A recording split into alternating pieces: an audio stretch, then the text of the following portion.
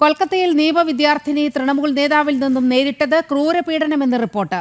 മുഖ്യപ്രതിയായ മനോജിത് മിശ്രയുടെ കാലിൽ വീണ് അപേക്ഷിച്ചിട്ടും തന്നെ വെറുതെ വിട്ടില്ലെന്ന് പെൺകുട്ടിയുടെ മൊഴിയിൽ വ്യക്തമാക്കുന്നു. ലൈംഗിക ബന്ധത്തിലേർപ്പെടാൻ മുഖ്യപ്രതി നിർബന്ധിച്ചുവെന്നും അത് നിഷേധിച്ചപ്പോൾ ആക്രമിക്കുകയായിരുന്നുവെന്നും വിദ്യാർത്ഥിനിയുടെ മൊഴിയിൽ പറയുന്നു.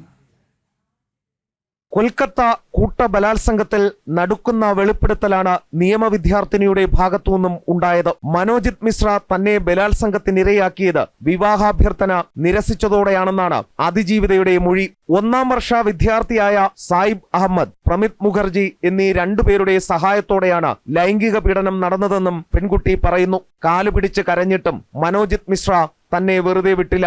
സെക്യൂരിറ്റി റൂമിൽ മനോജിത് മിശ്ര ഉപദ്രവിക്കുമ്പോൾ മറ്റ് 2 പേർ നോക്കി നിന്നു. ഗുരുതരാവസ്ഥയിൽ ആശുപത്രിയിൽ എത്തിക്കാൻ അപേക്ഷിച്ചെങ്കിലും അതും ചെയ്തില്ലെന്നും സെക്യൂരിറ്റി ഗാർഡിനെ ഭീഷണിപ്പെടുത്തുകയും കോളേജിന്റെ പ്രധാന ഗേറ്റ് പൂട്ടുകയും ചെയ്തതായും മൊഴിയിലുണ്ട്. അതേസമയം പ്രതികൾ പീഡന ദൃശ്യങ്ങൾ പകർത്തുകയും അത് പുറത്തുവിടുമെന്ന് ഭീഷണിപ്പെടുത്തുകയും ചെയ്തു.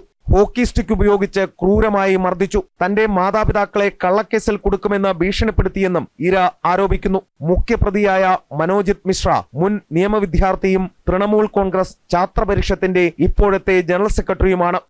എസ് ശ്രീകാന്ത്, ജനം, ഡൽഹി.